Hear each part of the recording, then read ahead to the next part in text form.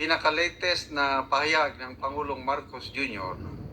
tungkol sa zero subsidy ng PhilHealth, inaprobahan ng BICAM. May nauna na siyang mga pahayag tungkol nito na huwag daw mag-alala. Sabi niya, simple guarantee sa taong bayan, huwag kayong mag-alala. So, tuloy-tuloy po ang pag-ingay ng taong bayan tungkol nito at mga 2 or 3 days ago, nagkaroon ng rally ng iba't ibang sektor, especially from the health sector. Nagpunta na sila sa Mindiola, isa sa mga nandun, si Professor Cielo Magno. Talagang mariing tinututulan yung stand ng gobyerno na zero ang subsidy ng PhilHealth. Kahit sa ngayon na nire-review ng palasyo ang budget for next year, it appears na okay lang sa Pangulo yung pagiging zero subsidy ang ang PhilHealth dahil siya na mismong nagpapaliwanag eh. Ito, meron na naman siya panibagong statement. Ipinost ng ArcLight 16 hours ago. Don't worry, we still make PhilHealth better. Yung post ng ArcLight This is the promise of President Bongbong Marcos Jr. that the people should not worry because he hears the grievances of everyone. That's why he assures that he will improve the PhilHealth services in 2025. Yan ang summary. Ito yung exact word ng Pangulo. Basahin ko. Don't worry. Pinapaganda pa natin ang PhilHealth. Kaya huwag kayong mag-alala. Walang mawawala sa serbisyo ng PhilHealth. Mas pinapaganda pa nga namin ang pagpapatakbo ng PhilHealth para mas marami pang maibigay sa taong bayan. President Ferdinand Marcos Jr. So again, as usual, ito yung mga magandang pakinggan na salita ng Pangulo. Malala ko nung inauguration niya nung June 30 of 2022. Sabi niya, ang pangarap nyo ay pangarap ko. Ang gandang pakinggan, So punong-puno tayo ng pag-asa, nanalo na siya, inaugurasyon. Kasi ang galing niyang magsalita eh. Ang pangarap nyo ay pangarap ko. So, ano bang pangarap ng mamamayang Pilipino? Ano naman yung pangarap niya? Parehas pa tayo ng pangarap? O nagkaiba na? Kasi iba naman ang takbo ng administrasyon ngayon. Na iba na eh. Ang pangarap ng mamamayang Pilipino, simple lang eh. Yung makakain ng 3 beses sa isang araw. Mabuhay ng mapayapa. Makapaeskwela ng kanilang mga anak at magkaroon ng magandang kinabukasan. Ganyan man lang ang alam kong pangarap ng Pilipino. Ano ba naman ang pangarap ng Pangulo? O yung legacy niya. Sabi niya, legacy niya.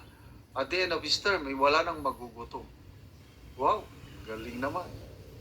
So ano yung mga binitawan niyang pangako ba? Paano yung 20 pesos per kilo na bigas? Oh, natupad pa? Nasaan na?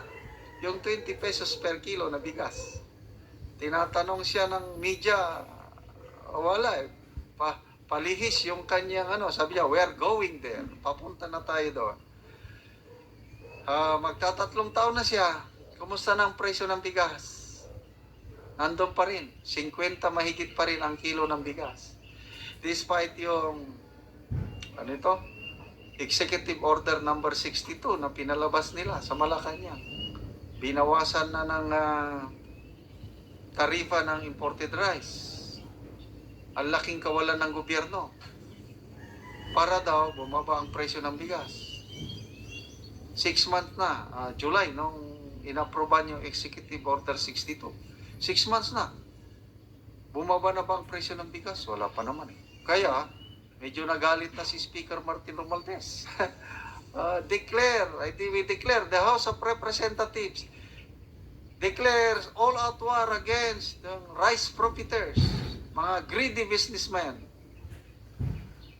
Hindi natin hayaang magpatuloy itong rice manipulation of prices.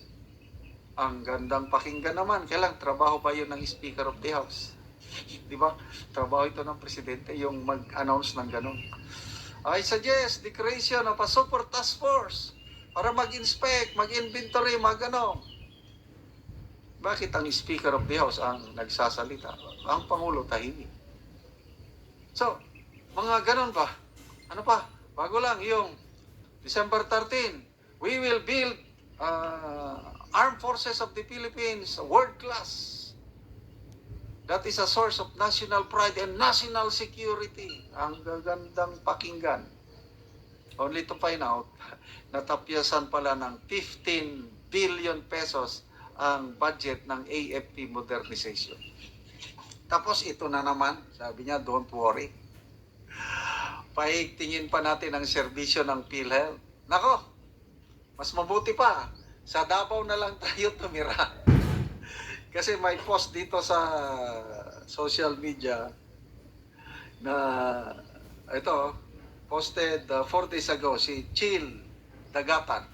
Sabi niya, buti nasa Davao pamilya ko, maguluman PhilHealth, maganda healthcare sa Davao City. Magsipag ka lang, wala kang babayaran. We had a 300,000 bill. Wala kaming binayaran. Okay. Binasa ko ang mga comments. Ang daming nagsabi na, totoo yan, totoo yan, totoo yan. Grabe pala ang healthcare system sa Davao. Ang tawag nila is lingap para sa mahihirap. So, ang mga hospital, kahit private hospital, may public hospital sa Davao, yung Southern Philippines Medical Center, government hospital. So doon, pumupunta ang mga pasyente, libre lahat. Sagot ng city government, Office of Congressman Paulo Duterte at saka Office of the Vice President. Nagtulungan yung tatlong opisina para ang mga hospital ng taga Davao or even hindi taga Davao. Marami akong nabasang comments. Wala silang pinipili. Taga Davao ko, hindi. Basta mo hospital ka sa Davao, libre. Meron pa akong nabasa na brain operation. 1.5 million ang bill. Anong sabi ng nag-comment? Libre lahat. Pag uwi nila, mayroon pang pabaong gamot. Ganyan po ang Davao City. Grabe. Kaya, ang mga taga Davao, yung mga ganitong post na, huwag na kayong mag-advertise tungkol sa Davao. Namumroblema na kami sa traffic. Ang hirap ng gumalaw dahil sa dumadami kasi ang mga tao sa Davao eh. Yung mga ganitong magagandang bagay na nangyayari sa Davao, ang dami nang gustong lumipat sa Davao. Huwag! Maawa kayo! Sabi ng mga taga Davao na go-out na kami. Masikip na kami sa Davao, huwag na kayong pumunta. So, grabe. Ang tanong, kaya ba ng PhilHealth na gawin ito, yung nangyayari sa Davao? Yun ang tanong sa ating mga mahal na Pangulo. Yung ang Think About It na programa ni Ted Filon 2 or 3 days ago, isinight niya yung kaso ni Nanay Elsa.